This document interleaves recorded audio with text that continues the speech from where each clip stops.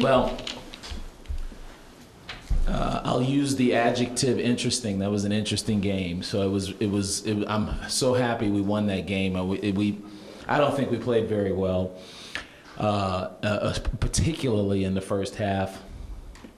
And I'll take the blame for that. I've got to get our team more ready to play at the beginning of the game. I thought we were a little too careless, a little too lackadaisical at the beginning of the game, a little too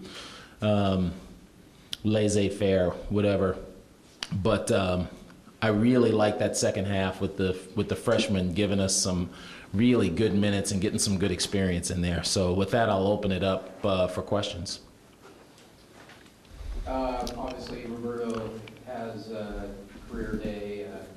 How important was that for you guys, especially with Ahmad having his slump kind of continuing? Yeah, it was great that he was able to have a career day, and we needed somebody to step up there. And Roberto answered the challenge. I know at halftime, I really got into the guys about being prepared and stepping up for each other when guys aren't playing well, and Roberto came out in that second half, and it was just tremendous.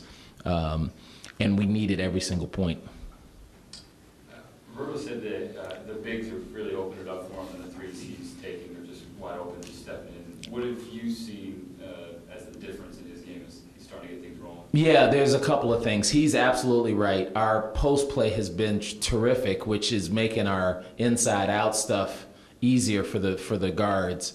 But I think what he's doing is instead of trying to dictate the game, he's letting the game come to him. And he's a terrific basketball player, and the really good players just sort of react to whatever's going on out there. So I don't know if he's more relaxed or if he's just used to playing the way we're playing. But, if I had if you put if I had to make a guess, it would be that he's just letting the game come to him, and he's not trying to force it. When he doesn't force it, he gets so much more stuff. We also talked about his academic success this past semester. There was an apparent bet that was between you and Roberto. Yeah. Well, I better say that there was a gentleman's bet, because I'm sure that if we were betting for real, we would probably get into trouble. But there was a gentleman's bet that he couldn't get a 3.0. For the quarter. And if you guys know Roberto like I do, that's how you motivate him. If you make everything a competition, then he thrives. And part of the reason why he's playing well is because he's doing extremely well in school. I know those things are connected. But he's also given himself over. I mean, that's a term you've heard us use before. He's trusting what we have to say and what we have to offer as a staff, and he's really letting us coach him. 100 push-ups, he said, for the day you would have to do? 100 push-ups? What do you think about that? For the bet? I guess. The gentleman's bet, yeah. The gentleman's bet? No. It was it wasn't 100 push-ups, but I'm not going to say what the stakes were. Just friendly stakes. Chicago State came out really physical early on. Do you think, I know you talked about wanting to get your team prepared better, but do you think they were surprised by how physical our team? Yeah. No. I thought Chicago State did a terrific job being ready to play a high major team. I thought we didn't do a good job preparing to be that high major team who's getting a team that's a mid-major coming into town hungry. I think there were a few instances where we thought this was going to be an easy game. We don't have to. We can show up half the time. And again, I say I'm taking full blame for that. But the physicality, I don't think that was it, because actually we got them in foul trouble.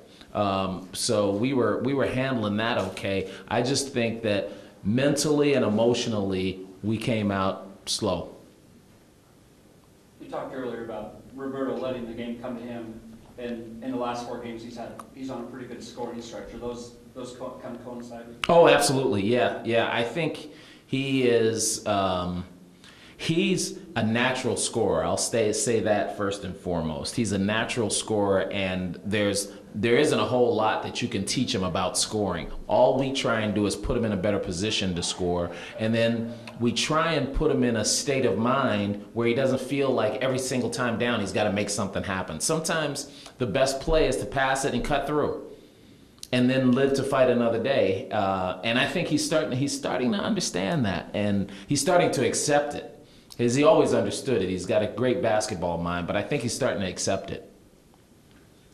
Back-to-back games for Devon, he's putting the ball in the basket, pretty easily, over 20 points again. Yeah. What have you seen out of him the past 2 games that has gotten him going? His schoolwork has gotten better too. So that'll be the first thing I attribute it to. The second thing is I really feel that Devon does better when he can kind of see what kind of game is going on before he gets in. So I think coming off the bench is helping him. He may disagree, but when you're as prolific in the low post as Devon is, if he's starting the game from the jump street, he's double teamed, triple teamed. If he's coming off the bench, there have been some other guys who've gotten going, so he doesn't have to go right away. And then he can kind of wait and pick and choose his spots. So I think it's been easier for him to score coming off the bench. Did that dunk give you a little scare there when he went up? Yeah. Not as much as the one that Eric missed. That really gave me a scare. Yeah, when he came down funny like that, I was thinking, I hope it's not his knee. But I think he hurt the bottom of his foot, and he seemed fine in the second half. You mentioned how pleased you were with the freshmen coming in and giving you some good minutes. Can you point out specific?